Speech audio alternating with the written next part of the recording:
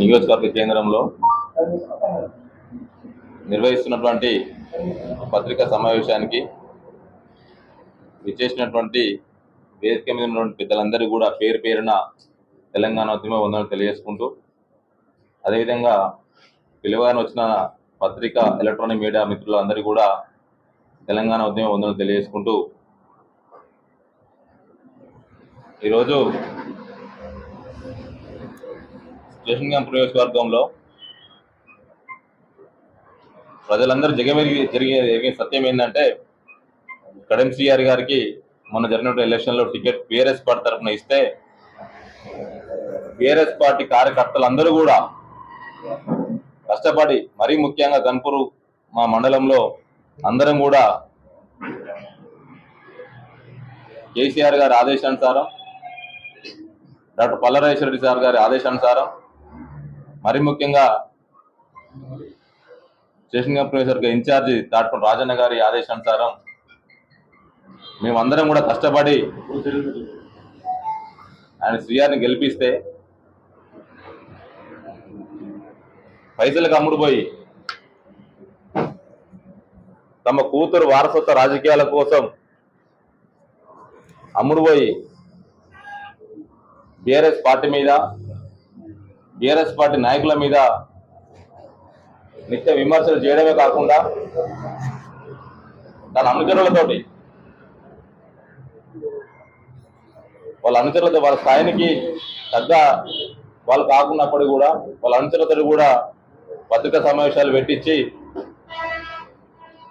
నానా బూతులు తిట్టించేటువంటి ప్రయత్నం చేస్తున్న కడెం శ్రీఆర్ గారికి మేము ఒకటే హెచ్చరిస్తున్నాం. గతంలో కూడా మీ నియోజకవర్గం అన్ని మండల కేంద్రాల్లో ప్రెస్ మీట్ పెడితే తెల్లారే ప్రెస్ మీట్ పెట్టి, రాజయ్య గారు ఏమైనా ఉంటే మీరు నేనే చూసుకుందాము, మన కింది స్థాయి క్యాడర్ తోటి పత్రికా సమావేశాలు పెట్టించుకొని మన పరువు తీసుకోవద్దని మాట్లాడిన ఇదే కడెం శ్రీఆర్. మన పత్రిక మిత్రులు కూడా తెలుసు, ఎందుకంటే కడెం శ్రీఆర్ గారు చెప్పారు, కింది స్థాయి నాయకులతోటి మీరు పెట్టియొద్దు ప్రెస్ మీట్, నేను పెట్టియను, ఎందుకంటే నా స్థాయిని నేను దిగదార్చుకోనని చెప్పేటువంటి కడెం శ్రీఆర్ గారు మళ్ళీ అదే పదే పనిగా కింది స్థాయి నాయకులతో ప్రెస్ మీట్లు పెట్టించడం జరుగుతుంది. మాకు ఇంటర్నల్ సమాచారం ఏంటంటే, అరే బేవర్స్, నీకు పైసలు ఇచ్చినా, పదవి ఇచ్చినా, పనులు ఇచ్చినా వాళ్ళని తిడుతుంటే నువ్వేం చేస్తున్నావు అని చెప్పేసి వాళ్ళ సెకండ్ క్యాడర్ని తిడితే నిన్న ప్రెస్ మీట్ పెట్టడం జరిగింది. ఆయన ఏం మాట్లాడుతాడంటే, శ్రీఆర్ ఆయన తిట్టిన మాటలే ఆయన ప్రస్తావించుకున్నాడు అంతే. ఇక్కడ పల్లరాజేశ్వర సార్ తిట్టింది ఏం లేదు, రాజేష్ సార్ అన్నది ఏం లేదు. ఏదైతే వాళ్ళ నాయకుడు శ్రీఆర్ గారు ఆయన తిట్టిండో, వాళ్ళు తిడుతుంటే మీరేం చేస్తారు బేవర్స్ అని చెప్తే అదే బేవర్స్ అనే కూడా ఆయన మాట్లాడడం జరిగిందని చెప్పి మాకు ఇంటర్నల్ వచ్చినట్టు సమాచారం. ఆయన గురించి పెద్ద మేము తీసుకోదలుచుకోవాలి, ఎందుకంటే సెకండ్ క్యాడర్ అంతా కూడా మేము స్నేహభావంతో మెరుగుతాం. కానీ ఈ దొంగ కడెం శ్రీఆర్ ఎవరైతే ఉన్నారో ఆయన మేము ఒకటే హెచ్చరిస్తున్నాం, ఇప్పటికైనా మీరు మిమ్మల్ని అనొద్దని చెప్పేసి ఇన్ని రోజులు ఊకే పట్టిన మీ సెకండ్ క్యాడర్ అంతా కూడా, మీకు నిజంగా సిగ్గుశరం ఉంటే మా బీఆర్ఎస్ పార్టీ కష్టం తెలిసినట్టు నీ పదవికి రాజీనామా చేసి నువ్వు మళ్ళీ ఎలక్షన్లకు రా. నీ కడెం శ్రీఆర్ నీ కమిట్మెంట్ అంటాను, నీ ఎక్కడి కమిట్మెంట్ ప్రజలందరూ కూడా గమనిస్తారు. నీ కమిట్మెంట్ మీరు ప్రెస్ మీట్లో ఏమని మాట్లాడారు, నాకు కేసీఆర్ గారు అన్ని ఇచ్చిండు, ఎంపీ ఇచ్చిండు, 2 సార్లు ఎమ్మెల్సీ ఇచ్చిండు, రాష్ట్ర ఉప ముఖ్యమంత్రి పదవి ఇచ్చిండు, అంతకంటే పెద్ద పోస్టు సీఎం పదవి ఉంటుంది, అది నాకు అక్కర్లేదు, నేను ఉన్నన్ని రోజులు కేసీఆర్ గారు ఎమ్మడే ఉంటా, తెలంగాణ జెండా పట్టుకుంటా అని చెప్పేసి మీరు 2 రోజులకే పార్టీ మారి, ఈ బిడ్డ భవిష్యత్తు కోసం పార్టీ మారి ఈరోజు గన్పూర్ నియోజకవర్గ పరువును మీరు ఈరోజు బజార్లో పెట్టి వేలం వేసి అమ్ముతున్నటువంటి సందర్భాన్ని మేము చూస్తా ఉన్నాం. తస్మాత్ జాగ్రత్త చెప్తున్నా, ప్రజలందరూ కూడా గమనిస్తా ఉన్నారు. ఆనాడు తెలంగాణ రాష్ట్రం కోసం తెలంగాణ విద్యార్థులు, యువకులు అందరూ కూడా ఆత్మబలిదానం చేసుకుంటూ ఉంటాయి. అధికార కాంగ్రెస్ పార్టీకి ఎమ్మెల్యే పదవికి రాజీనామా చేసి తెలంగాణ జెండా పట్టి మళ్ళా ప్రజల ముందుకు నిలబడినటువంటి నేత డాక్టర్ తాటికొండ రాజయ్య గారు. ఆ రోజు మీరు చెప్పలేదా, రాజయ్య నువ్వు రాజీనామా చేయి, నేను నీ మీద పోటీ చేయనని చెప్పేసి ఓపెన్ ప్రెస్ మీట్ ఇచ్చిన నువ్వు రాజయ్య గారు రాజీనామా చేయగానే గుంట నెక్క లెక్క నియోజకవర్గం అంతా కూడా సాటుగా తిరిగి మళ్ళీ ఎలక్షన్ నిలబడే నిజం కాదా? నిలబడ్డ నిన్ను గన్పూర్ కాన్స్టిట్యున్సీలో అడుగు పెట్టకుండా తరిమి కొట్టిన ఈ ప్రజలు నిజం కాదా? మళ్ళా గుంట లెక్క తెలంగాణ రాష్ట్రం వస్తుందని చెప్పేసి గ్రహించి మళ్ళా బీఆర్ఎస్ పార్టీకి వస్తే కేసీఆర్ గారు చౌ బ్రతుకులో నిన్ను మళ్ళీ తీసుకొచ్చి ఎంపీని చేసిండు. ఎంపీగా గెలవంగానే మళ్ళీ కుట్రపూరితంగా చేసి రాజయ్య గారి మీద ఏవో ఒకటి అలా అబండాలు వేసి మళ్ళీ ఉప ముఖ్యమంత్రి తీసుకున్నావు, ఎమ్మెల్సీ తీసుకున్నావు, మళ్ళీ ఎమ్మెల్సీ తీసుకున్నావు, మళ్ళీ ఏదో కుట్ర పన్ని మళ్ళీ ఎమ్మెల్యే పదవి కూడా తీసుకున్నావు.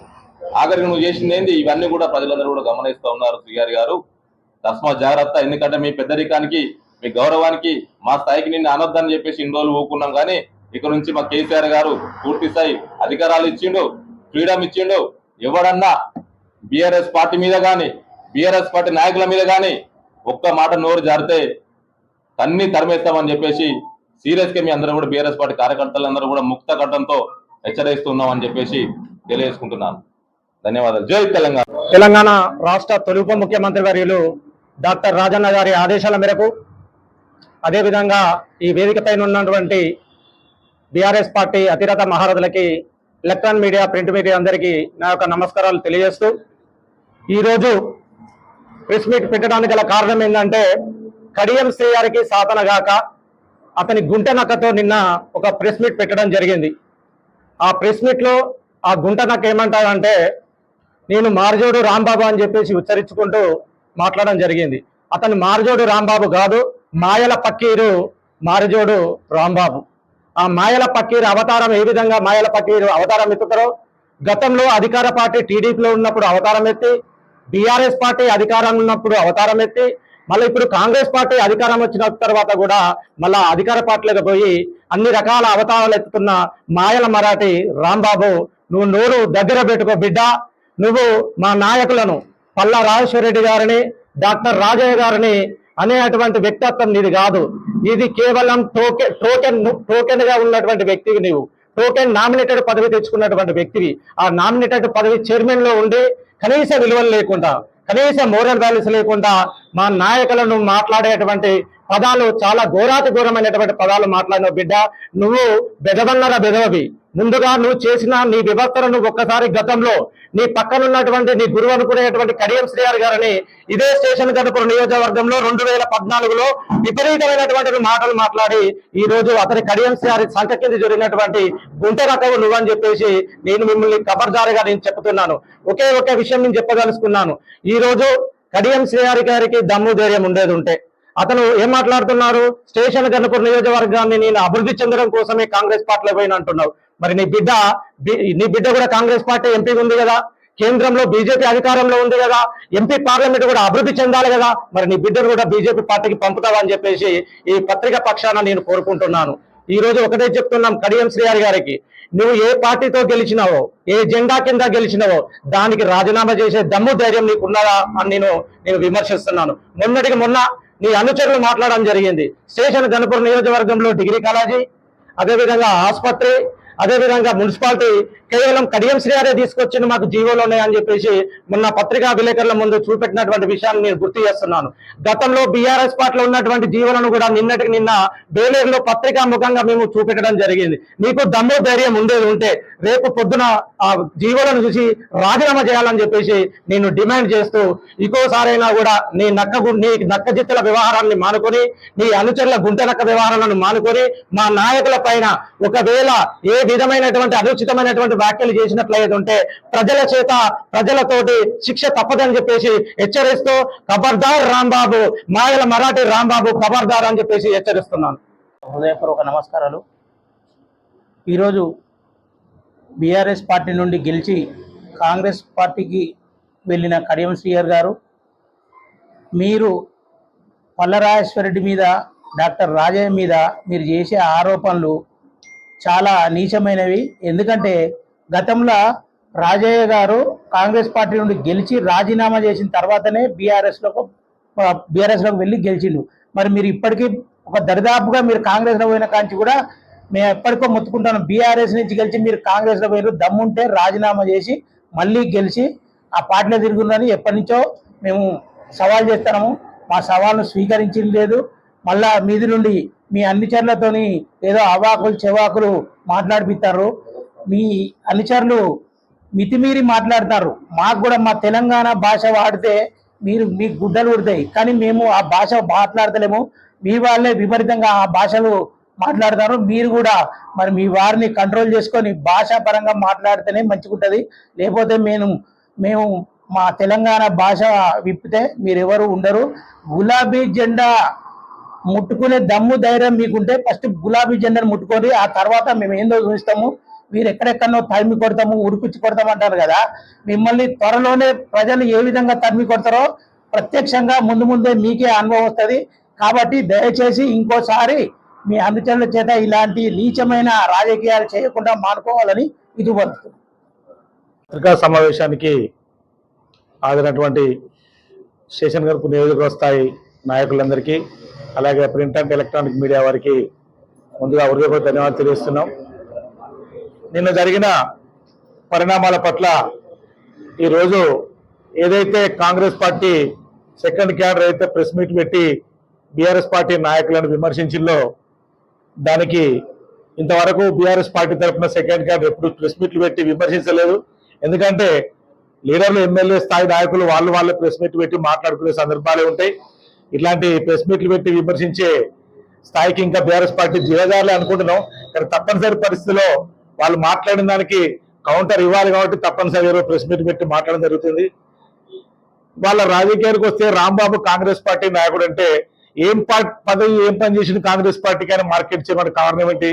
కాంగ్రెస్ పార్టీకి చేసిన త్యాగం ఏంటి? ఆయన కాంగ్రెస్ పార్టీకి ఎన్ని ఓట్లు వేసి ఎంతమందిని గెలిపించిండు? ఆయన లీడర్ ఎట్లేదు కాంగ్రెస్ లీడరు. ఎక్కడ అధికారం ఉంటే అక్కడికి పోవడమే ఆయనకున్న నాయకత్వ లక్షణాలు. అధికారం ఎక్కడుంటే అక్కడికే పోతాడు, అక్కడ మాట్లాడతాడు. మేము ఉద్యమం చేసిన వాళ్ళు అధికారం లేకుండా కూడా 20 సంవత్సరాలు ఉద్యమంలో ఉన్నాం. 10 సంవత్సరాలు అధికారంలో ఎప్పుడు కూడా వేరే పార్టీని లేనిపోని మాటలు విమర్శించలేదు. అట్లాంటి నీచమైన రాజకీయాలు మానుకోవాలి. ఎప్పటి నుంచో రాంబాబుకున్న గుణం ఏంటంటే గ్రూపులు కట్టి ఏ పక్క పోతే వాడు అటే తట్టేసా ఇటే తిట్టేసా అనే నినాదం ఆయనది. ఆయన నాయకులు అందరూ తెలుసు. ఆయన బిడ్డ ప్రెస్ మీట్ పెట్టి అదే మాట్లాడేది. ఆయన ఎందుకు ఈయన ఎవడైతే అధికార పదవులు ఇస్తాడో వాటితో పని చేయడానికి అలవాటు. మాకు అది లేదు. మాకు మా పార్టీ ముఖ్యం, వ్యక్తులు ముఖ్యం కాదు. వ్యక్తి భజన చేసే నాయకులు మేము కాదు. మాకు బీఆర్ఎస్ పార్టీ ముఖ్యం. పార్టీ ఎవరికి అవకాశం ఇచ్చి వాళ్ళకే పనిచేస్తాం. నీతి నిజాయితీగా మేము ఉంటాం. ఇక్కడ ఈ కడియం శ్రీహరి గారిని అభివృద్ధి చేస్తానని చెప్తున్నాడు. మీరు అందరికీ ఒకటి బాగా గుర్తుపెట్టుకోవాలి. టీడీపీ గవర్నమెంట్ ఉన్నప్పుడు ఆయన చేసిన అభివృద్ధి ఏందో చూసినాం. ఆ తర్వాత 20 సంవత్సరాలు గణపూర్లో ఆయన ఎమ్మెల్యేగానే లేడు. ఆ తర్వాత 10 సంవత్సరాలు కాంగ్రెస్ పార్టీ అధికారం ఉంది. ఆ తర్వాత 10 సంవత్సరాలు బీఆర్ఎస్ పార్టీ అధికారం ఉంది. శ్రీహరి చేసినప్పుడు ప్రభుత్వం ద్వారా వచ్చిన పనులు శ్రీహరి చేసినట్టట. మరి బీఆర్ఎస్ పార్టీ ఉన్నప్పుడు ప్రభుత్వం వచ్చిన పనులు బీఆర్ఎస్ చేసినట్టు లేకపోతే శ్రీహరి చేసినట్టు కూడా. పార్టీ ఏ పార్టీ పని చేసినా అధికారంలో పార్టీ చేసిన పనులు అవుతాయి. ఆయన ఏ పార్టీలో ఉన్నా కూడా నేను చేసినట్ట ఇంట్లోకి వెళ్ళి ఫండ్స్ పట్టుకొచ్చి డెవలప్ చేస్తున్నాను నియోజకవర్గాన్ని. ఏమన్నా పార్టీకి వచ్చిన పనులు ఏ పార్టీ ఉంటే ఆ పార్టీ. పోయిన 10 సంవత్సరాలు బీఆర్ఎస్ పార్టీ అభివృద్ధి చేసింది. ఆ అభివృద్ధిని బీఆర్ఎస్ పార్టీ కేసీఆర్ ఏం దక్కుతుంది, ఎమ్మెల్యేగా డాక్టర్ రాజు గారికి దక్కుతుంది. నువ్వెక్కడ చేసినావు అభివృద్ధి? 20 సంవత్సరాలు ఏదో ఎమ్మెల్యే లేవు కదా, నువ్వు అభివృద్ధి ఎట్లా చేసినట్టు అవుతుంది? ఇవాళ అభివృద్ధి కోసమే కాంగ్రెస్ పార్టీలో పోయినని చెప్తున్నావు. మరి కాంగ్రెస్ పార్టీలో అభివృద్ధి చేసి మరి నియోజకవర్గాన్ని ఎక్కడ అభివృద్ధి జరుగుతుంది? పోయిన దగ్గర నుంచి అధికార పార్టీలు ఉంటే అభివృద్ధి జరుగుతుందని సిద్ధాంతాన్ని నమ్ముకున్నప్పుడు మనోళ్ళు చెప్పినట్టు నీ బిడ్డ బీజేపీ సెంట్రల్లో బీజేపీ అధికారం ఉంది కదా, మరి పార్లమెంట్ నియోజకవర్గం అభివృద్ధి చెందాలి కదా. అట్లాంటప్పుడు ఏం చేయాలి? బిడ్డను బీజేపీలో పంపాలి. పంపితే అభివృద్ధి బాగా జరుగుతుంది. ఆయన సిద్ధాంతం అది. ఆయన చేసింది అభివృద్ధి కోసం కాదు. పార్టీ మాటలు ప్రతి ఒక్కరు చెప్పే మాటలే. ఆయన సొంత రాజకీయాల కోసం, బిడ్డ స్వార్థం కోసం, ఆమె రాజకీయ భవిష్యత్తు కోసం ఇక్కడ ఉన్నటువంటి బీఆర్ఎస్ పార్టీ 7 మండల పార్టీ అధ్యక్షులు ఆయనకు పోయిన ఎన్నికల్లో హార్ట్ఫుల్ గా పనిచేసినాం. మేము ఇక్కడ ఉన్నాం, ఆయన పనిచేసి గెలిపించడం. ఆయన అడిగే హక్కు మాకున్నది, ఆయన రాజకీయ ధైర్యం మాకుంది, విమర్శించే హక్కు మాకే ఉంది. పార్టీని కడియం విమర్శించే హక్కు వాళ్ళకి లేదు. ఓట్లు వేసింది మేము, గెలిపించింది మేము. తప్పకుండా ఆయన రాజీనామా చేసేంత వరకు మేము విమర్శిస్తూనే ఉంటాం, రాజీనామా చేయమని డిమాండ్ చేస్తూనే ఉంటాం. ఇప్పటికైనా ఆయనకు బాగా బలం ఉంటే, గెలిచేంత సత్తా ఉంటే రాజీనామా చేసి ఎమ్మెల్యే గెలు బీఆర్ఎస్ పార్టీ ఒక్కరోజు ఒక్క మాట అనుకుంటూ ఉంటారు. జై తెలంగాణ. ధన్యవాదాలు తెలియజేసుకుంటూ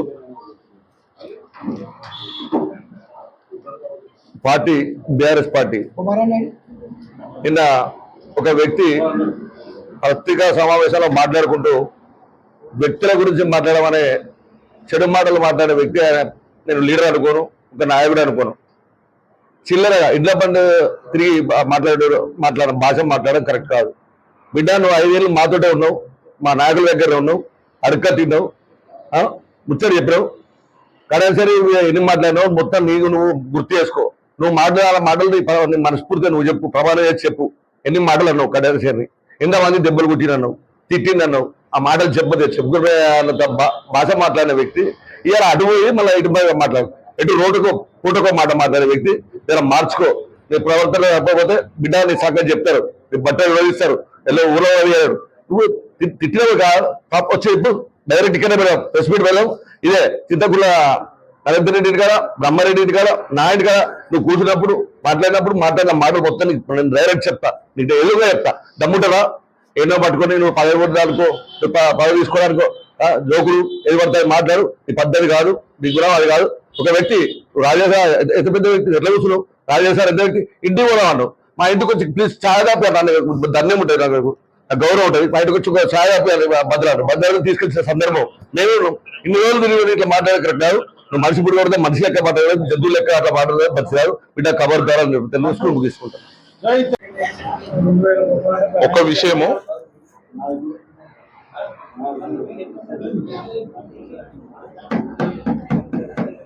అన్నగారు, ఈ పత్రికా సమావేశానికి విచ్చేసినటువంటి మండల స్థాయి, జిల్లా స్థాయి నాయకులందరూ, అదేవిధంగా పత్రికా మిత్రులకు పేరు పేరున నమస్కారాలు. ఈరోజు మనం పత్రికా సమావేశం పెట్టుకోవాల్సిన అవసరం లేకుండే, ఈ పత్రికా సమావేశమే అవసరం లేదు. కానీ ఎదుటోడు దుర్మార్గుడైనప్పుడు దుర్మార్గుని మనం అటాక్ చేయాల్సి వచ్చినప్పుడు కొన్ని వెపన్స్ తయారు చేసుకోవాల్సి వస్తుంది. అది మహాభారతంలో ఉన్న ఒక వర్డ్. కాబట్టి నిన్న రాంబాబు అనే వ్యక్తి, అదేవిధంగా మన చైర్మన్ ఇద్దరు కలిసి వాళ్ళ వ్యక్తులతోని కలిసి ప్రెస్ మీట్ పెట్టి అనుచిత వ్యాఖ్యలు చేయడం జరిగింది. అందులో ఏ దానికి ఒక్క దానికి ఆధారం లేదు. అయితే అందులో ఒకే విషయం నేను మాట్లాడతా, మిగతా విషయాలు పెద్దలు మాట్లాడతారు. ఏంటంటే పల్లా రాజేశ్వరరెడ్డి గారు నియోజకవర్గానికి, ఆయన నియోజకవర్గం వదిలిపెట్టి మన నియోజకవర్గానికి ఎందుకు వస్తున్నారు? ఆయన నియోజకవర్గం ఉన్నది కదా, దాన్ని డెవలప్ చేసుకోవచ్చు కదా, అదేవిధంగా గన్పూర్తోని పోటీ పడి డెవలప్ చేయొచ్చు కదా అనే మాటలు నిన్న మాట్లాడడం జరిగింది. మీకు తెలుసో లేదో, పల్లా రాజేశ్వరరెడ్డి గారు తన నియోజకవర్గాన్ని తన సొంత ఇంటిలాగా చూసుకొని డెవలప్ చేసిండ్రు. అందుకే ఈ మధ్యలో వచ్చిన ఒక సర్వే ప్రకారంగా టాప్ 10 లో, అంటే టాప్ 5 లో 6th ప్లేస్ లో జనగాం నియోజకవర్గం ఉన్నది. జనగాం నియోజకవర్గం ఉంటూ అది ఎక్కడిది, ప్రతిపక్షంలో ఉన్న ఒక ఎమ్మెల్యే డెవలప్ చేసిన కారణంగా, అభివృద్ధి పదంలో నడుస్తూ ఉన్న కారణంగా 6వ స్థానంలో వచ్చింది. అదే అభివృద్ధి కోసం కడియం శ్రీహరి, నువ్వు ఎవరి తరఫున అయితే మాట్లాడినవో వాళ్ళ తరఫున కడియం శ్రీహరి గారు అభివృద్ధి కోసమే పార్టీ మారినా అని మరి చెప్పినప్పుడు మన నియోజకవర్గం ఎలా ఉండాలి? నంబర్ 1 ప్లేస్ లో ఉండాలి. నంబర్ 1 ప్లేస్ లో ఉన్నదా? లేదు. అదే సర్వేలో 62, 63 ప్లేస్ లో ఉన్నది. మరి నిజంగా అభివృద్ధి కోసమే పోతే స్టేషన్ గన్పూర్ ఎక్కడ ఉండాలి? మనకు ఫస్ట్ ప్లేస్ లో ఉండాలి. అంటే అభివృద్ధి జరుగుతుందా? అందులో ఇది అధికార పక్షం అని పోయినాం మనం. అది ఒక విషయము. రెండో విషయం ఏంటంటే, ఒక వ్యక్తి రాష్ట్రాన్ని ప్రభావితం చేయగలిగే వ్యక్తి తన పార్టీ కోసం ఏ నియోజకవర్గమైనా వెళ్తాడు. ఇప్పుడు మీ కడియం శ్రీహరి అనే వ్యక్తి మన నియోజకవర్గం తప్ప పక్క ఊరు కూడా తెలియదు ఎవరికి. అలాంటప్పుడు ప్రభావితం చేయలేని వ్యక్తి ఎక్కడికి వెళ్ళకపోవచ్చు, కానీ ప్రభావితం చేయగలిగిన వ్యక్తి పార్టీ అభివృద్ధి కోసం రాష్ట్రం మొత్తం తిరుగుతారు. రెండో విషయం ఏంటంటే, మీకు తెలుసో లేదు, ఆయన జనగాం ఎమ్మెల్యే మాత్రమే కాదు, రాష్ట్ర ప్రధాన కార్యదర్శి, బీఆర్ఎస్ పార్టీ రాష్ట్ర ప్రధాన కార్యదర్శి. కాబట్టి ప్రెసిడెంట్ తర్వాత ప్రధాన కార్యదర్శికి పూర్తి స్థాయిగా వెళ్లే అవకాశం ఉంటుంది, అధికారం ఉంటుంది. అందుకే గన్పూర్కు రావడం జరిగింది. గన్పూర్ జనగాంను అభివృద్ధి చేయట్లేదు. మీకు తెలుసో లేదో, మీరు అభివృద్ధి అనుకునేటోళ్ళు ఎక్కడ వెళ్ళి ఇప్పుడు 60 ప్లేస్ లో ఉన్నారు మీరు. అదే తన నియోజకవర్గం ప్రతిపక్షంలో ఉండి ఇది అభివృద్ధి చేసి ఆయన 6వ ప్లేస్ లో ఉన్నాడు. ఇంకొక విషయం, టాప్ 10 లో 5 స్థానాలు మన ప్రతిపక్షంలో ఉన్న బీఆర్ఎస్ పార్టీ ఎమ్మెల్యేలే ఉన్నారు. అది గుర్తుపెట్టుకొని కాంగ్రెస్ కు సిగ్గు చేయనిది. ఎందుకంటే నీ టాప్ 10 లో ఉన్న 10 మందిలో టాప్ 10 లో 2 మాత్రమే కాంగ్రెస్ వాళ్ళు ఉన్నారు. అది గుర్తుపెట్టుకోవాలా. సో ఈ విషయాలను గుర్తుపెట్టుకొని మనం మాట్లాడే ముందు మన ఎన్నుకున్న మనం చేసే మనం అభివృద్ధి ఇది అది అని తోలు అని చెప్పుకునే మీ నాయకులు మీరు ఒక్కసారి ఆలోచించుకొని ఎదురోళ్ళని విమర్శించడానికి ప్రయత్నం చేయాలి. అలాగాని ఇష్టం వచ్చినట్టు ఇక ప్రెస్ మిత్రులను పిలిచి నేను ఇక ఉన్నది కదా అని ఇష్టం వచ్చినట్టు మాట్లాడితే బాగుండదు. మీరు ఫస్ట్ మీ నాయకులతో మాట్లాడుకొని అవునా కాదా తెలుసుకొని మాట్లాడండి. ప్రధాన కార్యదర్శి అనేది ఏముంటుందో తెలుసుకొని మాట్లాడండి. ఇక్కడికి వస్తే రాష్ట్రం మొత్తం తిరుగుతారు. కాబట్టి ఈ విషయాలను గ్రహించి ఇంకొకసారి మాట్లాడేటప్పుడు చాలా జాగ్రత్తగా మాట్లాడాలని కోరుకుంటూ ముగిస్తున్నాను. మేరకు ఆ చేతి ఎత్తి నమస్కారం తెలియజేస్తున్నాం. సందర్భంగా మీటింగ్ పెట్టవలసి వచ్చింది. దీనికి అంతటికి కారణం స్థానిక శేషన్గనపురం ఎమ్మెల్యే కడియం శ్రీహరి బాధ్యత. కడియం శ్రీహరి గారు బీఆర్ఎస్ పార్టీ కార్యకర్తలందరూ కష్టపడి గెలిపిస్తే ఆయన పార్టీ మారడమే ఈ గొడవలకు కారణం. ఒకవేళ మారినప్పటికీ కూడా బీఆర్ఎస్ పార్టీ నాయకులు కేసీఆర్ గారు, పల్లె రాజశేఖర్ గారు, డాక్టర్ తోటకొండ రాజన్న గారితో నియోజకవర్గ బీఆర్ఎస్ పార్టీ కార్యకర్తలు పెట్టిన భిక్ష. ఒకవేళ నీకు కాంగ్రెస్ పార్టీ మీద మక్కువ ఉంటే నీ బిడ్డను రాజకీయంగా భవిష్యత్తు ఇవ్వాలనుకుంటే బీఆర్ఎస్ పార్టీ పెట్టిన ఎమ్మెల్యే పదవికి రాజీనామా చేసి నువ్వు ఆ పార్టీకి వెళ్తే మాకు తప్పేం లేదు, మాకు అభ్యంతరం లేదు. వెళ్ళి నీతోటి 9 మంది కూడా బీఆర్ఎస్ పార్టీ గెలిచి కాంగ్రెస్ పార్టీకి వెళ్ళిండు. వాళ్ళ పనులు వాళ్ళ నియోజకవర్గ అభివృద్ధి కోసం పాటుపడుతున్నారు. మీరు ఎక్కడే కడియం శ్రీహరి గారు ఈరోజు గొడవలను సృష్టిస్తున్నారు. లేనిపోని అవాక్కులు చెవాక్కులు తెలుగుదేశం పార్టీ ఇక్కడ తెలంగాణలో అట్టడిగిపోతే తెలుగుదేశం పార్టీ మాయమైతే నీ రాజకీయ భవిష్యత్తు కోసానికి ఇవాళ తెలంగాణ జెండాను బట్టి ఇలా నియోజకవర్గం ఉన్నటువంటి తాటికొండ రాజానే కావచ్చు, ఆరూరి రామేశ్వరే కావచ్చు, మళ్ళీ కూడా బీఆర్ఎస్ పార్టీలో అన్ని పదవులు అనుభవించి కేసీఆర్ పెట్టిన భిక్ష ఎంపీ, ఎమ్మెల్సీ, ఉప ముఖ్యమంత్రి పదవులన్నీ అనుభవించి మళ్ళీ కాంగ్రెస్ వెళ్ళి ఆడబిడ్డ సింగాపురం ఇందిరక్కకు అన్యాయం చేసి ఇవాళ నీ రాజకీయంగా గడ్డిదారిన చలమా అవుతున్న పరిస్థితిని ఈ నియోజకవర్గ ప్రజలు గమనిస్తున్నారు. అయ్యా కడియం శ్రీహరి గారు, ఈ గొడవలన్నీ తగ్గాలి అంటే ఈ నియోజకవర్గం 1978లో షెడ్యూల్ కాస్ట్ కేటగిరికి అసెంబ్లీ స్థానానికి కేటగిరీ అయితే నువ్వు రాకముందుకు 94 రాకముందుకు చాలా మంది స్థానికేతలు ఎమ్మెల్యే గెలిచి ఏ గొడవలు సృష్టించలేదు, ఏ కుళ్ళు కుటుంబ రాజకీయాలు చేయలేదు. ఇది సత్యం, తెలుసుకో. మీరు వచ్చినాకనే, తమరు వచ్చినాకనే ఇక్కడ రాజకీయాలు సృష్టించడం. ప్రప్రథమంగా 94లో గెలిస్తే ఇవాళ మిలిటరీ వ్యవస్థను తొక్కిపట్టినాం.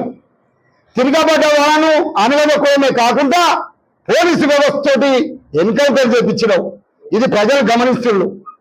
అంటే పట్టుమని 18 సంవత్సరాలు నిండిన పసిపిల్లల కాల్చని కోరుకుంటే 50 సంవత్సరాలు నిన్న నక్సలైట్లను చంపించిన ఘనత ఆనాటి తెలుగుదేశం ప్రభుత్వం కడియం శ్రీహరి అని కూడా ప్రజలందరికీ తెలిసిన విషయాన్ని గుర్తు చేస్తున్నాం. ఆ తర్వాత తిరగబడే వాళ్ళు తక్కువైళ్ళు, విమర్శించే వాళ్ళు తక్కువైళ్ళు అని చెప్పేసి చలమణైన తెలుగుదేశం ఉన్నప్పుడు చలమణైనావు. ఆ తర్వాత తెలంగాణ వచ్చిన తర్వాత తెలంగాణ ఉద్యమాన్ని నీరుగార్చేందుకు ప్రయత్నం చేసినాం చంద్రబాబు నాయుడుతో కలిసి.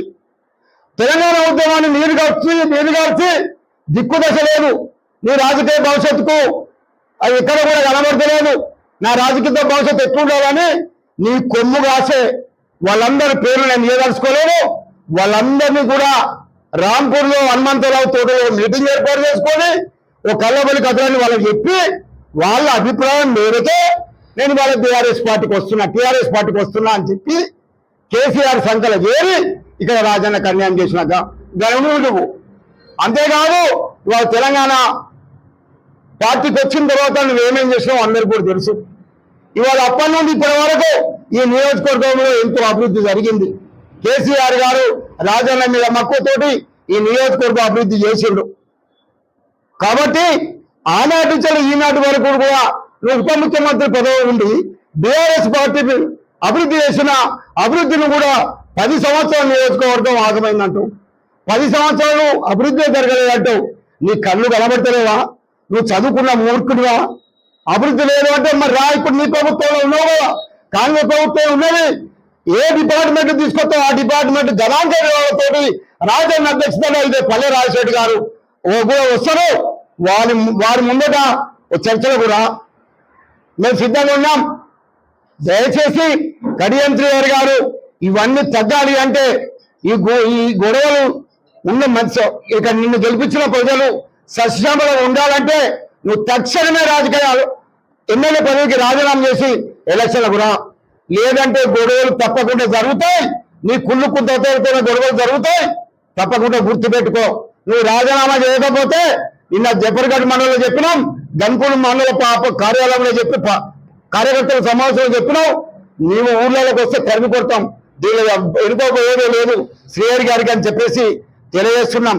తెలుగుదేశం ప్రభుత్వం ఆయనలో ఉన్నప్పుడు నువ్వు నీ కార్యకర్తలు నీ కొమ్ము రాష్ట్రాలందరూ కూడా దొడ్డి వారినా కూడా ఫుట్బాల్ వర్కులకు నువ్వు బిల్లు లేకుండా కూడా ఫోర్జరీ సంతకాలు చేసి వాళ్ళందరూ కూడా లాభపడి అక్రమంగా సంపాదించుకోలేదా? ఇవాళ ఎస్సీ కార్పొరేషన్ లో కూడా నీ ఫోర్జరీ చేసి వాళ్ళకు ఇండైరెక్ట్ గా వాళ్ళకి సలహాలు ఇచ్చి వాళ్ళ ఎస్సీ కార్పొరేషన్ ద్వారా ఫోర్జరీ సంతకాలతోటి పథకాలు వాళ్ళు లబ్ధి పొందలేదా? కావాలే కదా వాళ్ళ నీతో ఉండి నువ్వు ఎటుపోతాడిపోతున్నారు, నువ్వు ఎటోస్తాటు ఉంటున్నారు. ఎందుకు? వాళ్లకు అన్ని రకాలమైన అక్రమ ఆస్తులు సంపాదించి పెట్టినాం. మిగతా విషయానికి వస్తే ఇవాళ నీ దగ్గరలో కొందరు నాయకులు అంటారు, నిన్న మొన్న బ్రహ్మాండంగా ప్రెస్ మీటింగ్లు పెట్టి అంటున్నారు. వాళ్ళందరూ నువ్వు ఏమన్నావు? ఇదే రాంబాబు గారిని నీ నెత్తి మీద రూపాయి పెడితే చెల్లెవరా మీరు అందరూ అని చాలా మంది తిట్టావు కదా. నేను వాళ్ళు తిట్టాను కదా. ఇవాళ వాళ్ళు నీ దగ్గర ఎట్లుంటున్నారో, నువ్వు నీతి మంత్రులు ఎట్లో నిజాతి మంత్రులు ఎట్లయినవో మాకు అర్థం కావడం లేదు.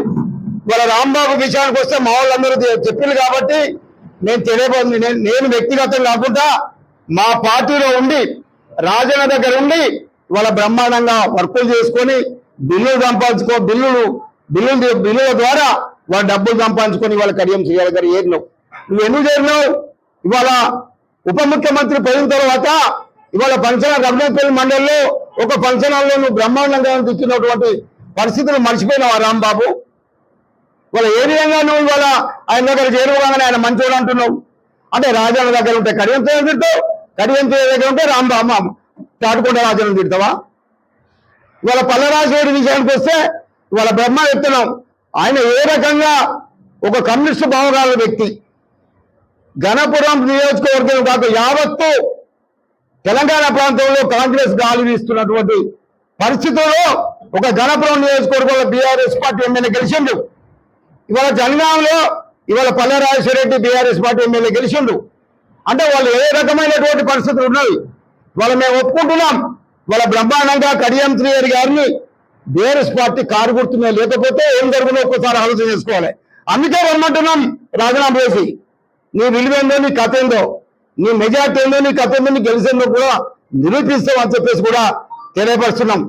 మిత్రుడు సోదరులు ఇవాళ మహేందర్ గారు చెప్పినట్టు ఆయన పక్క ఈ నియోజకవర్గం మీద అభివృద్ధి జరగాలి అని చెప్పేసి పల్లరాజశేఖర్ గారికి ఉండాలి కూడా. ఇవాళ రాష్ట్ర ప్రధాన కార్యదర్శి హోదాలో గణపురం నియోజకవర్గానికి వచ్చిండు. ఇవాళ 27 ఈ నెల 27లో కనిది మేరగం రీతిలో ఇవాళ ఉమ్మడి వరంగల్ జిల్లాలో ఎలకతుర్తి ప్రాంతంలో భారీ 10 లక్షలతో భారీ బహిరంగ సభ జరిగిపోయే సందర్భంగా ఈ నియోజకవర్గం ముద్దుబిడ్డగా ఈ నియోజకవర్గ పార్టీ అభివృద్ధి కోసానికి బలోపేతం చేయడానికి ఈ నియోజకవర్గానికి పక్కా వస్తాడు. ఈ నియోజకవర్గం కాదు, తెలంగాణ రాష్ట్రంలో అన్ని నియోజకవర్గాలు తిరిగే సమయం ఉంటే తిరుగుతాడు. అంతేగాని ఏదో కడియం శ్రీహరి పెద్ద ఆ నీతి మంత్రులు కడియం శ్రీహరి పెద్ద అది ఇది అని చెప్పడానికి ఆయనను అనవేయడానికి కాదు. కడియం శ్రీహరి నేను అంటున్నది వాళ్ళ కడియం శ్రీహరి గారు నీతి మంత్రుడు కాదు. కడియం శ్రీహరి గారు మాట తప్పే మనిషి. ఎందుకు అంటే ఇక్కడ గబ్బడే కూర్చొని సాక్ష్యం, ఇక్కడ బొడ్డుదావు ప్రకాష్ గారు సాక్ష్యం, మారపక్క రవి నేను ప్రత్యక్ష సాక్ష్యం. 94 నుంచి 98 వరకు ఆయన ఎమ్మెల్యేగా ఉన్నప్పుడు 99 ఎన్నికలలో మేము కూడా స్థానికంగా మేము కూడా నిలబడతాం, మాకు టికెట్ కావాలని మేము కొట్లాడుతున్న సందర్భంగా గబ్బడ కూర్చొని ఇంటికి వచ్చి తమ్మిది ఒక్కసారి అవకాశం ఇవ్వండి, నాకు రేపు మిమ్మల్ని ఎంకరేజ్ చేస్తాం, మీ రవిను బుచ్చవను ఎండలో నిలబెడతా, మిమ్మల్ని గెలిపిస్తా అన్నాడు. ఏమైంది మరి? మళ్ళా మాట తప్పిను మా కౌంటర్గా స్టార్ట్ చేశాడు. ఆ రోజునే మమ్మల్ని ప్రోత్సహించేది ఉంటాయి. ఆయన ఎన్నడూ కూడా మాట మీద నిలబడే వ్యక్తి కాదు. ఇవాళ మొన్నటికి మొన్న ఆయనతో ఉండే వాళ్లకు మార్కెట్ చైర్మన్ ఇస్తాడు. సీనియర్లకు మాట ఇస్తే సీనియర్లకు ఇవ్వకపోతే నన్ను ఎక్కడ తిరగబడుతున్నారు అని చెప్పి మరి పార్టీలో తిరుగుతున్నటువంటి మండల అధ్యక్షుని హోదాలో శిరీష్ రెడ్డి గారు మరి పార్టీని మోసం చేసి ఆయనతో ఏమన్నా లాబింగ్ చేసిందా, మరి సీనియర్లు వదిలిపెట్టి ఆయన భార్యకి ఎందుకు ఇచ్చాడో మాకు అర్థం కావడం లేదు. అది చర్చకు రమ్మైనప్పుడు ఇవన్నీ మేము మాట్లాడతాం. అంతేకాకుండా వాళ్ళ గ్రంథాలయ సంస్థ చైర్మన్ పదవి కోసానికి ఆయన ఇంకో వ్యక్తికి కూడా మాట ఇచ్చినని తెలిసింది. ఆయనకు మాట ఇవ్వకుండా మా నీతో తిరిగే కొమ్ము కాసే ఈ రాంబాబుకు వాళ్ళ పదవి ఇచ్చారు. దాంతో గొడవ అయింది. గొడవ అయితే ఒక నాయకుడు అయితే ఆయన ఇంటికి పోయి బతిలాడుకుంటావు. నువ్వు కరెక్ట్ నికాసత్తైన నాయకుడు అయితే నువ్వు ఆ నాయకుడు ఇంటికి పోయి నువ్వు బతిలాడుకుంటావు. ఒక్కసారి అర్థం చేసుకోవాలి. కాబట్టి ఆయన నీతిమంతుడు కాదు, నిజాయితీ మంత్రుడు కాదు, కమిట్మెంట్ అంతకన్నా కాదు. ఆయన పక్కా కన్నింగ్ తెలియదు తప్ప వేరే కానే కాదు. ఇది మేము 94 నుంచి చూస్తున్నాం అలా అంటున్నాం. ఇక మాకు పల్లెరాజశేఖర్ గారి గొప్పతనం ఈయన పోలిస్తే చాలా చెన్నాలనుకుంటుంది. ఆయన ఇవాళ అంటున్నాడు రాంబాబుకి ఏం తెలుసో నాకు తెలియదు, కొస తెలుసో మొత్తం తెలుసో సగం తెలుసో తెలియదు పల్లెరాజశేఖర్ గారి గురించి. నేను వ్యక్తిగతంగా అంటున్నా. ఆయన ఆస్తులు సంపాదించుకోవడం అంటారు. మరి బీఆర్ఎస్ పార్టీలో ఉన్నటువంటి పెద్ద స్థాయి నాయకుడు కదా కడియం ప్రియర్ గారు, ఉప ముఖ్యమంత్రి స్థాయిలో ఉన్నాడు కదా, మరి ఆయన ఎన్ని కోట్లు సంపాదించడం ఎందుకు చెప్పు రాంబాబు. పల్లా రాజశేఖర్ గారు సంపాదించిన ప్రతి పైసకు ఐటీ కడుతున్నారు. పల్లా రాజశేఖర్ గారు చేసిన బిజినెస్ అన్ని కూడా ఆయన కుటుంబ సభ్యుల పేర్ల మీద ఉన్నాయి. పల్లా రాజశేఖర్ గారు ప్రతి పైసకు బిజినెస్ చేస్తారు. ఆయన విద్యారావు డెవలప్మెంట్ ఉన్నాయి, వాళ్ళ హాస్పిటల్ డెవలప్మెంట్ ఉన్నాయి. ఆయనకంటూ ₹1 సంపాదించిన ₹1 ప్రభుత్వ పరంగా లెక్కలు ఉన్నాయి. కావాలంటే చర్చ కూడా నీ ప్రభుత్వమే ఉన్నది కదా, కాంగ్రెస్ పోయినావు కదా, అవసరం మొత్తం నువ్వు ఎంక్వైరీ చేసుకోవచ్చు. అంటే అర్థరహితమైన ప్రచారాలు చేయొద్దు, తెలిసి తెలియని ప్రసంగాలు చేయొద్దు, తెలిసి తెలియని పత్రికా భవిష్యత్తులో మాట్లాడొద్దు. ఇది నిజం, ఇది సత్యం. ఇవాళ ఈ సమావేశం ద్వారా రాంబాబుకు హితో చెప్తా ఉన్నా, తెలియకపోతే తెలుసుకోమని చెప్తా ఉన్నాం. ఇవాళ గ్రంథాలయాలంటే చైతన్యం చేయాలి ప్రజలు. 1901లో తిమ్మరాజు లక్ష్మణరావు గారు నిజాం ప్రభుత్వ నిరంకుశ పాలనకు వ్యతిరేకంగా గ్రంథాలయాలు స్థాపించిండు. ఆ గ్రంథాలయాలు స్థాపిస్తే గ్రంథాలయాల ద్వారా గ్రామాల్లో ప్రజల్ని చైతన్యం చేసిండు. నిజాం ప్రభుత్వానికి వ్యతిరేకంగా పోరాడిళ్ళు. ఇవాళ ప్రత్యేక రాష్ట్రం తెలంగాణ రాష్ట్రం కావాలని కొట్లాడిళ్ళు. ఇవాళ గ్రంథాలయ సంస్థ చైర్మన్ అయ్యి ఒక్క గ్రామాల్లో నియోజకవర్గంలో గ్రంథాలయాలు పనిచేస్తున్నట్టు వాళ్ళకు జీతాలు లేవు. ఇవాళ నియోజకవర్గంలో ఉన్నటువంటి జిల్లాలో ఉన్నటువంటి గ్రంథాలయాలకు జీతాలు లేవు. ఇవాళ గ్రంథాలయ చైతన్యం చేసే పక్క పెట్టిండు. ఇవాళ గ్రంథాలయ సంస్థ చైర్మన్ కు ఆంధ్రత ఏంటంటే కడియం చేయడానికి జోకడం, కడియం చేయడానికి జోకులు కొట్టడం. ఇదేనా గ్రంథాలయ సంస్థ చైర్మన్ గా ఉండి ప్రతి గ్రామ పంచాయతీకి ఒక న్యూస్ పేపర్ పంపుతున్నావా? ఇవాళ స్వచ్ఛందంగా ప్రత్యక్షంగా రాజకీయాలు నిన్ను ఉండొద్దనడం లేదు. విమర్శలకు ప్రతి విమర్శ చేస్తే నిన్ను విమర్శిస్తే చేయి. నువ్వు కడియం తయారు చేస్తే ఒక గ్రంథాలయ సంస్థ, ఒక స్వచ్ఛంద సంస్థకు నువ్వు చైర్మన్ ఉండి కూడా ఎలా వస్తున్నావు అని చెప్పేసి నేను అడుగుతా ఉన్నా. ఇవాళ శిరీష్ రెడ్డి ఉన్నాడు, నువ్వు ఎందుకు ఎలక్షన్లో ఇందులో నీ వాళ్ళే విమర్శించడానికి రెడీ ఉన్నారు, గతంలో విమర్శించరు కూడా. ఇవాళ బిఆర్ అంబేద్కర్ ఈ మహిళా లోకానికి మహిళా రిజర్వేషన్ కోసానికి ఆయన న్యాయశాఖ మంత్రి త్యాగం చేశాడు, పదవి త్యాగం చేశాడు. ఇవాళ బిఆర్ అంబేద్కర్ మహిళల కోసానికి త్యాగం చేసి మహిళా హక్కుల కోసానికి ఆయన పోరాడితే నువ్వు నీ భార్యను చైర్మన్ గా పెట్టి ఆమెకు విలువలు లేకుండా నువ్వే మా ఒక్క చైర్మన్తో మాట్లాడతావు, నువ్వే సార్తో మాట్లాడతావు. వాళ్ళ మహిళలను హక్కులను నిలవేస్తున్నావు. దయచేసి శిరీష్ రెడ్డి గారు కడియం దూకకుండా మార్కెట్ లావాదేవీలో డెవలప్ చేయి, మధ్యధరల వ్యవస్థను తగ్గించు, నీ భార్యతో చేపించు. నువ్వు కూడా డైరెక్ట్ ఇన్వాల్వ్మెంట్ కావద్దని చెప్పేసి తెలియపరుస్తున్నాం. కాంగ్రెస్ పార్టీ అధ్యక్ష పదవి ముసుగులో ఉండి ఆనాడు పార్టీని మోసం చేసిన గణాంక వివరాలు ఈ కాంగ్రెస్ పార్టీలో కొందరు. నియోజకవర్గంలో ఇంకొకసారి కనుక బీఆర్ఎస్ పార్టీ మీద కనుక అవాక్కులు చెవాక్కులు పలికినట్టయితే మధ్యంతర ఎన్నికలు రాకముందే మిమ్మల్ని గ్రామాల్లో తరిమి కొడతామని చెప్పేసి కూడా హెచ్చరిస్తున్నాం. బిడ్డ రాంబాబు, ఇక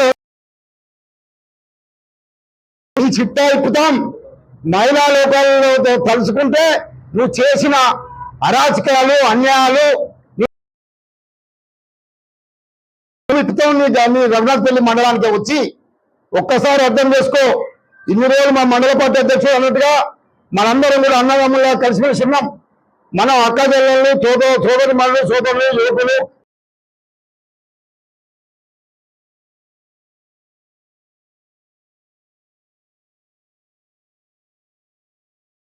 ఖబర్దారాన్ని హెచ్చరిస్తున్నాం. ఇంకొకసారి త్యాగం చేసిన రాజన్న జోలికి వచ్చిన ఉప ముఖ్యమంత్రి అయి దేశ యూనివర్సిటీ తెచ్చిండు.